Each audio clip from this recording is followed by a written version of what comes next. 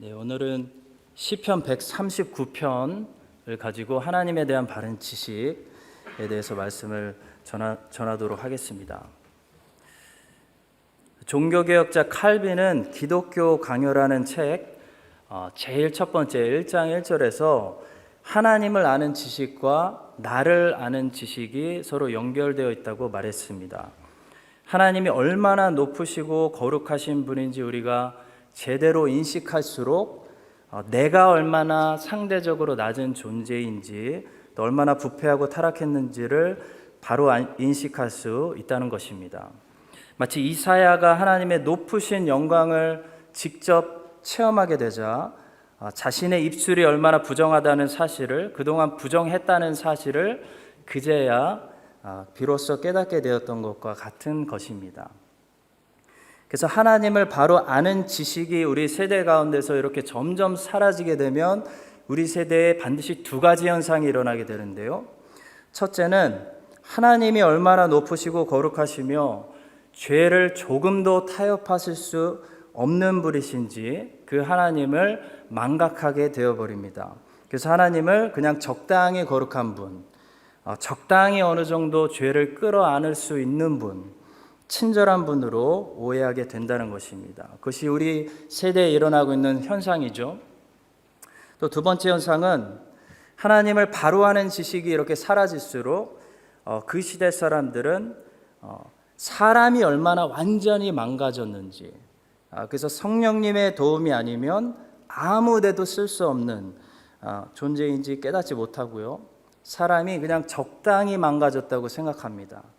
그래서 어느 정도 스스로도 선한 일을 충분히 할 수 있는 여전히 쓸모 있는 존재라고 착각하게 된다는 것입니다. 그렇기 때문에 우리는 하나님이 누구신지를 성경의 계시를 통해 먼저 바로 아는 것이 정말 중요합니다.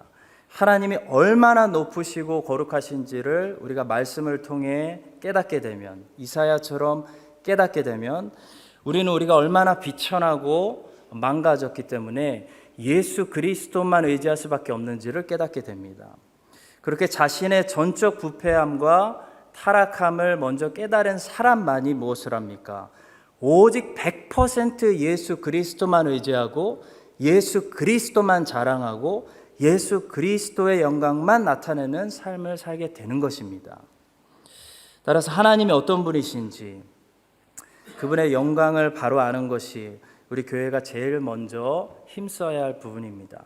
오늘 시편 139편은 하나님이 어떤 분이신지 우리에게 정확히 말씀해 주고 있습니다.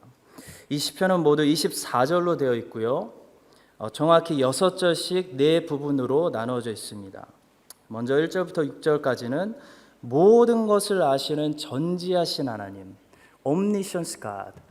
그리고 7절부터 12절까지는 어느 곳에나 모든 장소에 편재하시는 하나님, Omnipresence God. 13절부터 18절까지는 모든 것이 가능하신 전능하신 하나님, Omnipotence God. 그리고 마지막 19절부터 24절까지는 완벽히 공의로우신 하나님에 대해서 선포하고 있는 그런 시편입니다. 오늘은 전지하신 하나님, 편지하신 하나님, 그리고 전능하신 하나님, 이렇게 세 가지만 말씀을 나누면서 시편 139편을 통해 하나님이, 우리가 믿는 하나님은 정말 어떤 분이신지, 얼마나 위대하고 얼마나 높으신 분인지 하나님에 대해 묵상하면서 하나님을 바로 아는 지식이 우리 안에 들어올수록 나를 깨닫게 되어 나를 의지하는 것이 아니고 나의 행위를 주장하는 것이 아니고 주님만 의지하고 예수님만 더 드러내는 삶을 살 수 있게 되기를 간절히 바라고 축복합니다. 첫 번째로 1절부터 6절까지는 모든 것을 다 아시는 전지하신 하나님을 다윗이 먼저 노래하고 있습니다. 1절에 보시면 여호와여 주께서 나를 살펴보셨으므로 나를 아시나이다. 2절에 보시면 주께서 내가 앉고 일어섬을 아시고 멀리서도 나의 생각을 밝히 아시오며, 계속해서 3절입니다. 나의 모든 길과 내가 눕는 것을 살펴보셨으므로 나의 모든 행위를 익히 아시오니. 4절 여호와여 내 혀의 말을 알지 못하시는 것이 하나도 없으시니이다.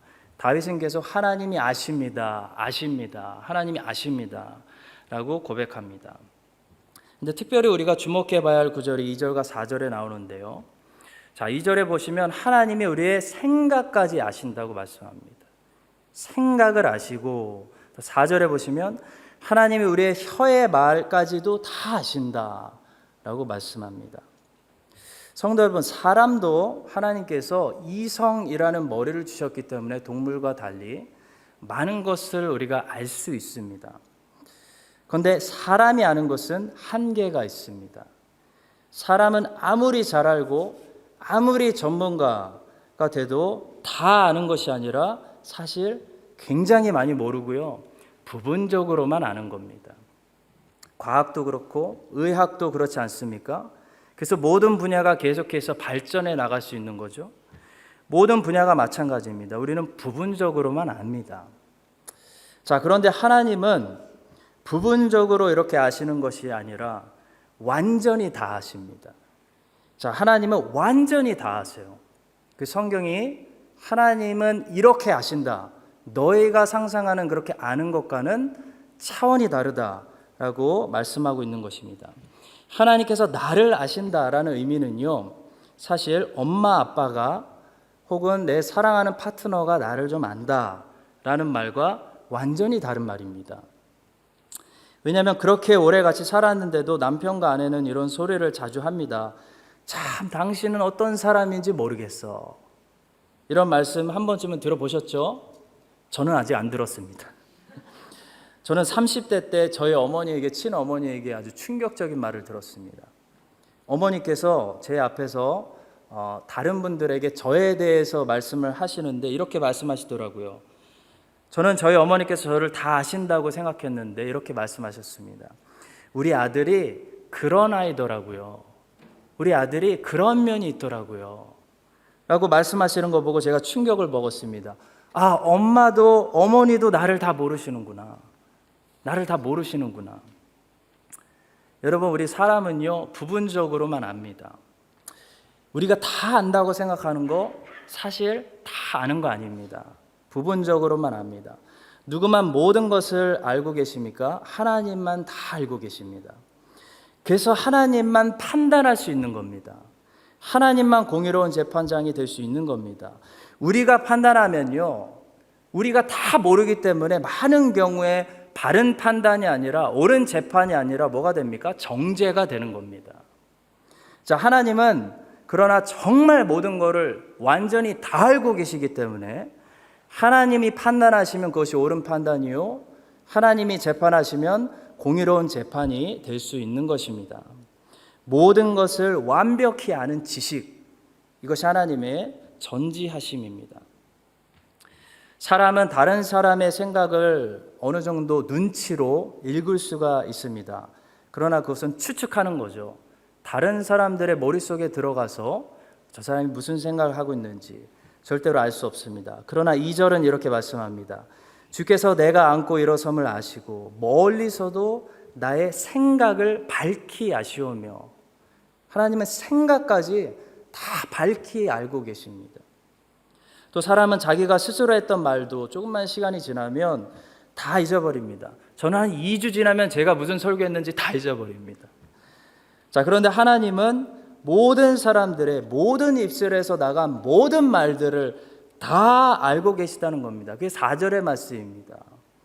여호와여, 내 혀의 말을 알지 못하시는 것이 하나도 없으십니다.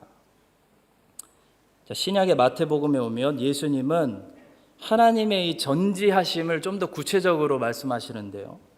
하나님께서 우리의 머리털 몇 개인지도 아신다고 말씀하셨습니다. 누가복음 12장 7절의 말씀이죠.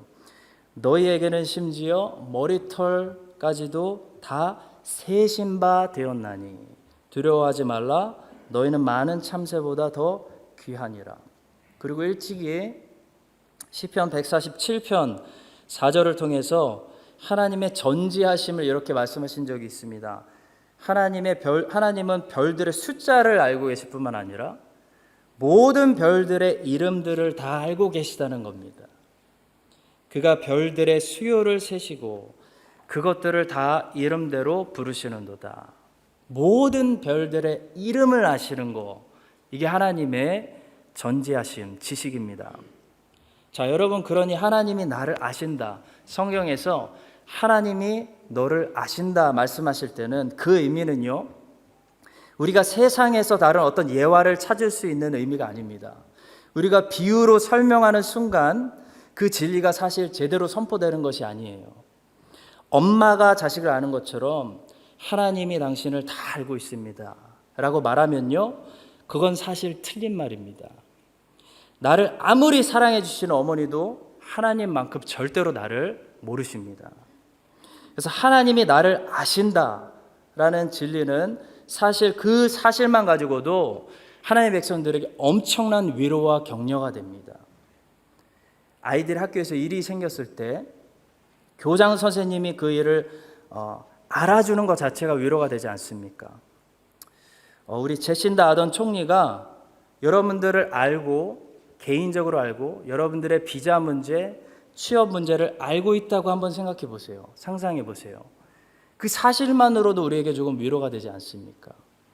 하물며 하나님이 우리를 아신다라는 이 위대한 전지하신 하나님의 이 진리는요, 그 사실만으로 우리에게 엄청난 위로와 격려가 되는 겁니다. 아까 예수님께서 누가복음 12장 7절을 다시 보시면 하나님이 너의 머리털을 다 알고 계신다 말씀하신 사실 이유도 여기 있습니다. 하나님이 이렇게 위대한 분이야 라는 것을 자랑하려고 말씀하신 것이 아니라 하나님이 다 아시니까 걱정하지 말고 두려워하지 말아라. 두려워하지 말아라. 이 말씀을 해주시기 위해서 하나님의 전지하심을 지금 드러낸 것입니다. 자, 그러니까 두려워하지 않을 수 있는 근거가 어디에 있나요?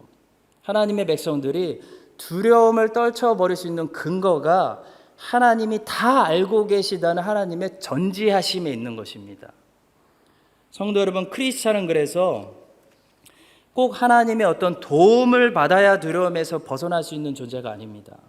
크리스찬은 하나님의 구원을 꼭 경험해야 이제 나는 두렵지 않아 라고 말하는 사람들이 아니라는 것입니다. 크리스찬은요, 하나님이 다 알고 계셔 라는 이 사실만 가지고도 하나님의 나는 전지하신 하나님을 믿고 있어 라는 이 사실 하나만 가지고도 무엇을 할 수 있는 사람입니까? 두려움을 멈출 수 있는 사람이란 겁니다. 여러분, 혹시 이런저런 일들로 염려되고 걱정되고 두려우십니까?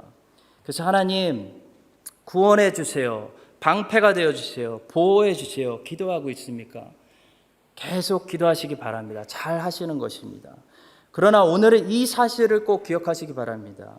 성도 여러분, 꼭 하나님의 구원하심, 보호하심 없어도요, 하나님의 전지하심이 여러분들을 모든 두려움에서 자유케 할 수 있습니다. 여러분들은 저 말씀처럼 이 한 가지 사실만으로도 모든 두려움에서 완전히 벗어날 수 있어요. 그게 뭡니까? 하나님의 전지하심입니다. 하나님이 다 알고 계셔. 하나님이 다 보셨어.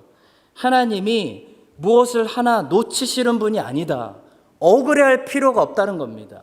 하나님이 다 하시고 다 보시고 다 카운트하셨기 때문에 억울해할 필요 없다라는 이 사실 한 가지만으로도 우리는 모든 세상 근심, 걱정, 두려움, 염려에서 완전히 자유할 수 있는 것입니다. 성도 여러분, 이런 하나님의 전지하심, 하나님이 하나님의 자녀들을 다 알고 계신다, 그 사정을 다 보고 계신다, 이 사실이 여러분들에게 오늘 큰 위로가 되고 모든 근심, 걱정, 두려움, 염려에서 벗어나는데 충분한 이유가 될 수 있기를 예수님의 이름으로 간절히 축복합니다. 자, 두 번째로 오늘 본문 말씀 7절부터 12절은요, 어디에나 어느 장소에서나 만날 수 있는 하나님, 어디에나 계시는 하나님의 편재하심을 찬송하고 있습니다. 자, 7절과 8절만 제가 다시 읽어드리겠습니다. 내가 주의 영을 떠나 어디로 가며 주의 앞에서 어디로 피하리까? 내가 하늘에 올라갈지라도 거기 계시며 스올에 내 자리를 펼지라도 거기 계시니이다. 자, 하나님이 어디에다 계시다는 하나님의 편재하심을 찬송하는 다윗의 고백입니다. 하나님이 어느 장소에나 계시다는 이 진리는 사실 하나님을 믿지 않는 사람들에게는 하나님을 피해서 살 수 없다라는 무서운 진리로 적용이 됩니다. 자, 그러나 우리 하나님의 자녀들에게는요, 하나님을 어느 장소에서나 우리가 만날 수 있다라는 복된 메시지로 적용이 됩니다.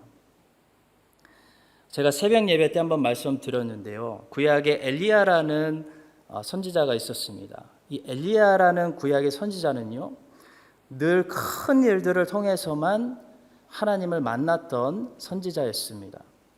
엘리야는 3년 6개월 동안 비가 오지 않고 3년 6개월 만에 다시 비가 내리는 그 기적의 장소에서 하나님을 만난 선지자입니다. 엘리야는 또 그리시네가라는 장소, 매일 까마귀가요 입에 빵과 고기를 물고 1년 동안 엘리야를 먹여주는 그 기적의 그리시네가라는 장소에서 하나님을 경험한 사람입니다. 엘리야는 또 사르밧 과부의 집에서 2년 6개월 동안 매일 기름의 병에 기름이 또 채워지고 또 채워지는 기적의 장소에서 하나님을 만났습니다. 또 엘리야는 갈멜산에서 하늘이 열리고 하나님의 불이 제단 위에 내려오는 기적의 장소에서 하나님을 만났습니다. 자, 그런데 그 엘리야가 좌절했습니다. 절망했습니다. 자, 하나님께서 그때 엘리야에게 하나님의 속성에 대해서, 어느 장소에서나 편재하시는 하나님에 대해서 아주 중요한 사실을 가르쳐 주십니다. 그것은 하나님은 엘리야가 생각하는 것처럼 기적의 장소에서만 임재하시는 하나님이 아니라는 것입니다. 하나님은 엘리야에게 이 사실을 가르쳐 주시기 위해서 큰 지진을 보여주시는데, 엘리야가 기대하는 것처럼 그 지진 속에 하나님을 발견하지 못했습니다. 또 바위를 막 부서뜨릴 만큼 엄청난 강한 바람이 불었는데요, 엘리야가 바람 속에서 하나님을 찾았지만 하나님을 만나지 못했습니다. 또 과거 모세가 이스라엘 백성들과 시내산에 있을 때 시내산 위에 불이 붙었는데, 그때는 시내산 위에 불 속에 하나님이 계셨는데, 엘리야가 같은 산이죠, 호렙산에 불이 붙었는데 그 불 속에서 아무리 하나님을 찾아도 하나님을 만날 수 없었습니다. 자, 그 모든 것이 다 지나간 후에 하나님께서는 엘리야가 전혀 예상하지 못한 장소에서 하나님의 임재를 꺼내 보여주십니다. 아주 고요하고 세미한 음성 속에서 하나님이 계심을 엘리야가 발견하는 것입니다. 성도 여러분, 엘리야는 큰 기적을 통해 이스라엘이 변할 거라고 생각했습니다. 하나님은 기적의 장소에만 계시다고 믿었습니다. 엘리야는 갈멜산 기적이 있어야 이스라엘이 회개할 수 있다고 믿은 겁니다. 자, 근데 하늘에서 불이 내려왔는데도 이세벨이 눈 하나 깜짝하지 않는 겁니다. 그래서 엘리야가 절망했습니다. 하나님, 이런 기적이 일어났는데 이스라엘이 회개하지 않으니까 이제 이보다 더 큰 기적은 없습니다. 하나님, 저는 제 조상보다 나은 선지자가 아닙니다. 저는 실패했습니다. 주님, 저를 죽여주십시오. 엘리야가 하나님께 말씀드린 겁니다. 자, 그런데 하나님은 엘리야에게 말씀하시죠. 그렇게 갈멜산의 큰 기적의 장소에서만 내가 있는 것이 아니야. 그런 큰 기적을 통해서만 나는 이스라엘 백성들이 나에게 돌아오게 만든 하나님이 아니다 라고 말씀하십니다. 하나님이 엘리야에게 뭐라고 답변하는지 기억나세요? 하나님께서는 이스라엘을 돌이키시기 위해 너무 고요하고 세미해서 아무 사람도 눈치채지 못하는 사이에 바알에게 무릎 꿇지 않은 7,000명을 세우셨다고 말씀합니다. 하나님의 나라를 그렇게 고요하게, 세미하게, 고요함 가운데 하나님의 임재하심으로 이미 세우고 계시는 하나님이라는 사실을 하나님께서 엘리야에게 호렙산에서 가르쳐 주시는 겁니다. 성도 여러분, 우리도 호렙산에서 엘리야가 배운 이 레슨을 오늘 배워야 합니다. 우리는 엘리야처럼 하나님이 큰 기적의 장소에만 계시다고 생각할 때가 너무나 많습니다. 그래서 하나님을 만나려고 큰 집회를 찾아다니기도 하고, 하나님을 찾기 위해서 산에 올라가기도 하고, 하나님을 만나기 위해 기도원에 들어가고, 갈멜산에 올라갑니다. 왠지 모르게 하나님은 갈멜산에만 계실 것 같기 때문입니다. 그리고 불을 내려달라고 작정하고 기도를 하기도 합니다. 그러나 성도 여러분, 하나님은요, 갈멜산 위에서만 계신 하나님이 아닙니다. 하나님은요, 모든 산 위에 계세요. 하나님은 호렙산 위에서 아주 세미한 음성 속에서도 계시는 하나님이십니다. 그 임재가 너무 고요하고 조용하고 너무 평범해서요, 우리가 집중해서 하나님을 듣지 아니하면 안 들리고 집중해서 하나님을 발견하지 않으면 하나님을 발견하지 못할 정도로 우리의 평범한 일상 가운데 모든 곳에 들어와 계시고 모든 곳에서 우리와 동행하기 원하시는, 모든 곳에 편재하시는 하나님이라는 사실입니다. 하나님은 우리가 부흥회를 한다고 뉴질랜드를 바꿔주시는 분이 아니십니다. 우리가 집회를 하지 않아도요, 아무 사람도 눈치채지 못하는 사이에 우리 크리스찬들의, 하나님의 자녀들의 매일 반복되는 평범한 일상을 통해 뉴질랜드를 하나님의 나라로 바꾸고 계시고, 오늘도 바알에게 무릎 꿇지 않은 7,000명을, 같은 거룩한 백성들을 양육하고 계시다는 사실 여러분 믿으시기 바랍니다. 성도 여러분, 중요한 것은요, 갈멜산이든 호렙산이든 어느 산에나 계시는, 어디서나 나와 만나 주시길 원하시는 하나님을 우리가 발견하고 하나님과 동행하는 것이 중요합니다. 왜냐하면 하나님은 어디나 임재하시고 어느 장소에서나 우리와 함께 하시는 omnipresence God, 편재하시는 하나님이시기 때문입니다. 하나님이 내 직장 속에서, 나같이 평범한 직장을 가진 삶 속에서는 안 계신 것 같고, 하나님을 만나려면 꼭 종교적인 장소에 나가야 할 것 같고, 꼭 스페셜한 장소에 가야 할 것 같은 그런 느낌이 우리가 들 때가 많지만, 그러나 그렇다고 하나님은 지금 여기 나의 삶에 안 계시는 분이 아니라는 것입니다. 하나님은 안 계시는 것 같아도 모든 역사 속에, 모든 나라들 위에 매일 삶 속에 계셔서 지금도 역사하시고 임재하시고 하나님의 나라를 만드시는 하나님을 성도님들 꼭 기억하시고, 여러분들의 삶이 갈멜산이든 호렙산이든 그리 시내가에 있던 사르밧 과부의 집에 있던, 여러분들이 계시는 모든 곳에서 아브라함처럼 다니는 곳마다 그곳에 제단을 쌓고 그 자리에 이미 계시는 하나님을 발견하고 야곱처럼 제단을 쌓는 그런 참된, 여러분들이 다니시는 모든 것이 그래서 예배의 거룩한 장소가 될 수 있는 하나님의 임재를 경험하게 되시기를 예수님의 이름으로 간절히 축원드립니다. 자, 마지막 세 번째로 오늘 본문 말씀 13절부터 18절은요, 하나님의 위대하신 전능하심을 찬송하고 있습니다. 자, 특별히 다윗은 이 시편에서 하나님의 전능하심을 찬양하기 위해서 어느 부분에 집중하고 있냐면 하나님의 창조 사역에 집중하고 있습니다.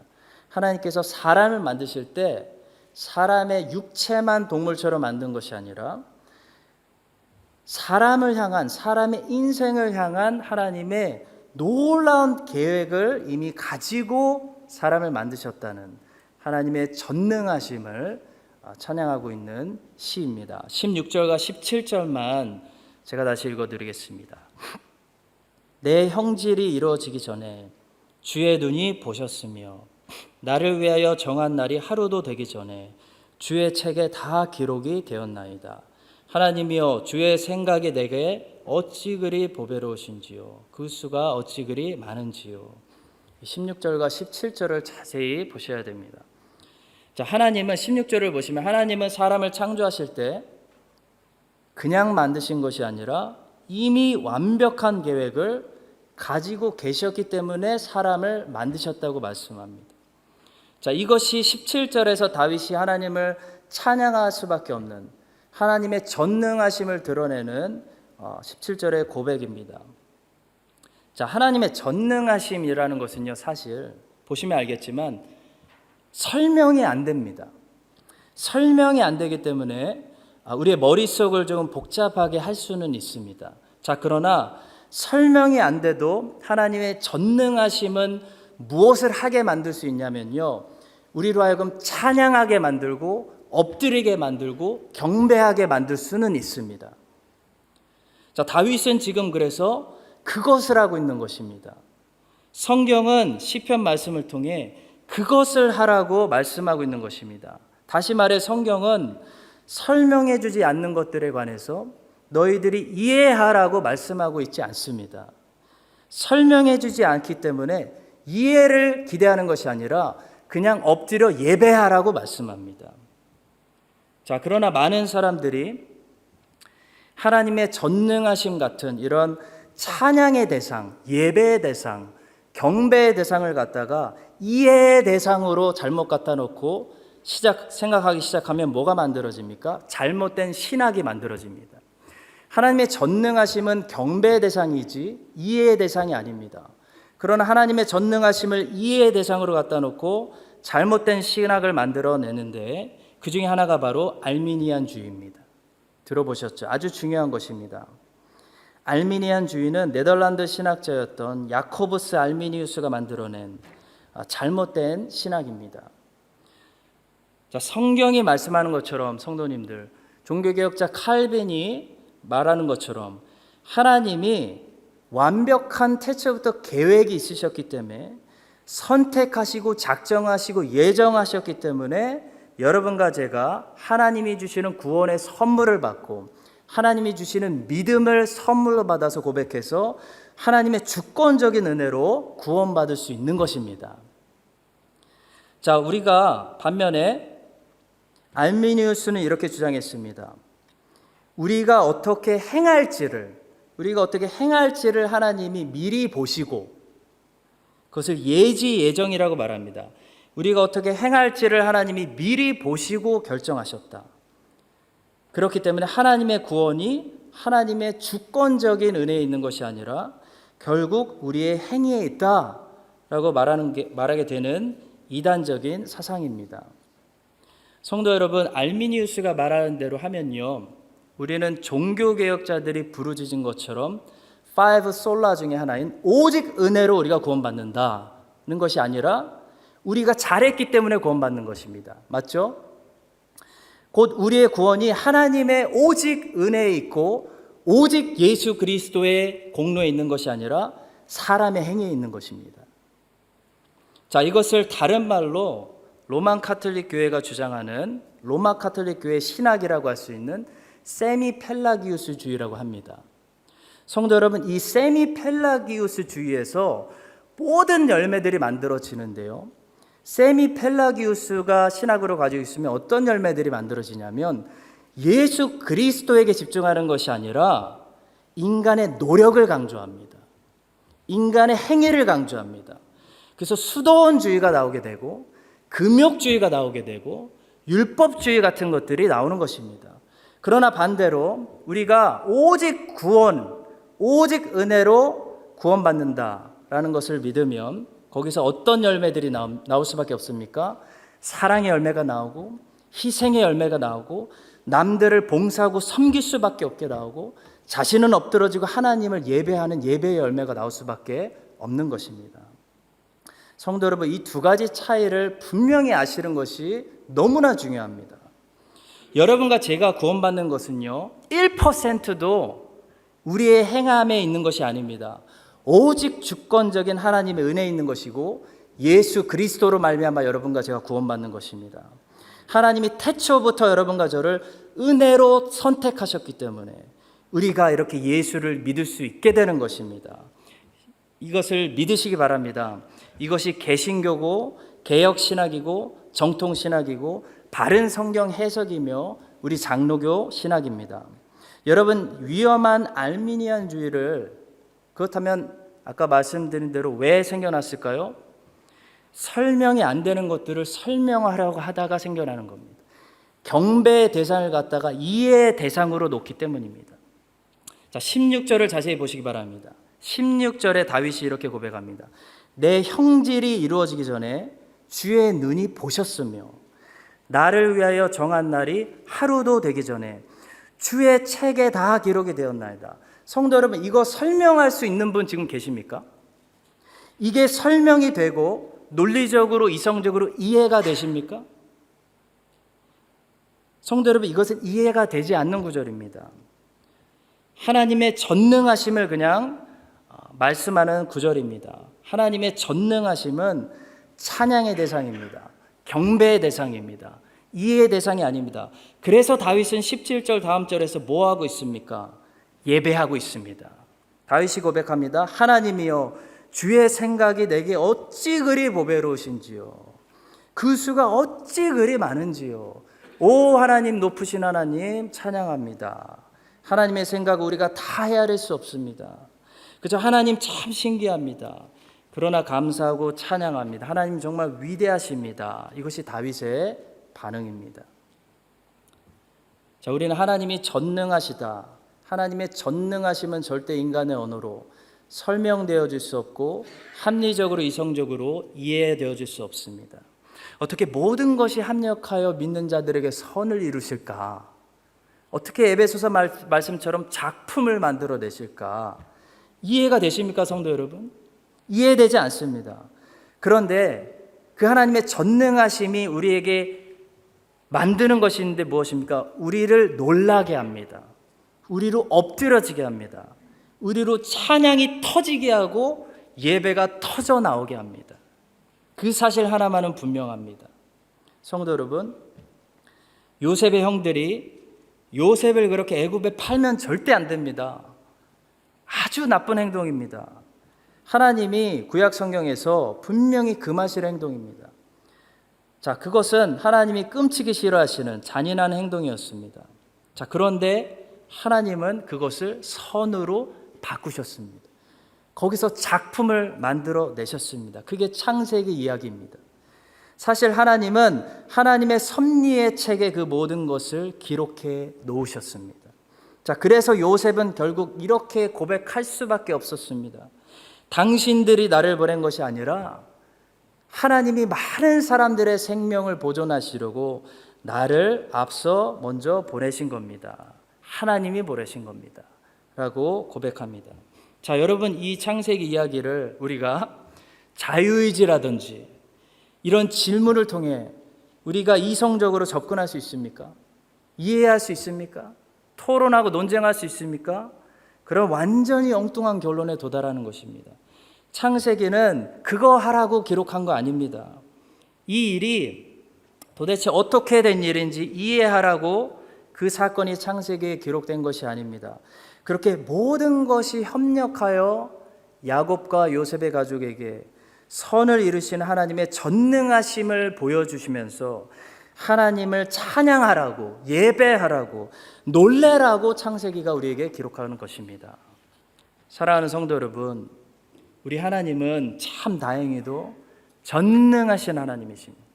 우리 하나님은 여러분들을 만드시기 전에 여러분들을 이미 보셨다고 성경은 지금 이야기합니다. 우리 하나님은 여러분들의 삶이 이 땅에서 첫날 시작되기 전에요, 몇 살까지 살 건지 날수를 정해 놓으셨다고 말합니다. 이 놀라운 사실을 가지고 무엇을 하겠습니까? 다윗은요, 놀라면서 찬양했습니다. 아브라함은 경배했습니다. 하나님을 믿었습니다. 사도 바울은 더 겸손해져서 자기 소명에 충성했습니다. 성도 여러분, 하나님의 전능하심은 우리로 놀라게 만듭니다.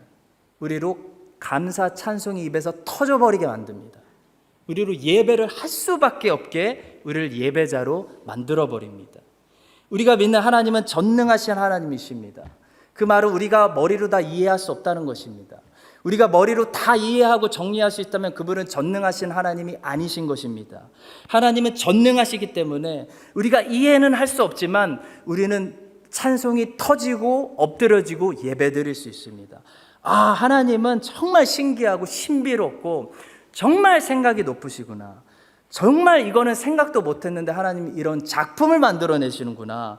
우리가 놀라며 행복해하며 예배할 수 있는 것입니다. 오늘도 우리의 생각을 초월하시는, 우리 교회가 짜놓은 계획을 뛰어넘으시고 역사하시는, 우리를 늘 놀랍게 하시며 우리가 놀라기 때문에 이 자리에 와서 다시 엎드려질 수밖에 없게 만드시는, 모든 것이 협력하여 아름다운 작품을 만들어내시는 전능하신 하나님을 성도님들 믿으시고 하나님께만 소망을 두시고 하나님을 예배하며 계속해서 믿음으로 승리하며 나아갈 수 있게 되기를 예수님의 이름으로 간절히 축원드립니다.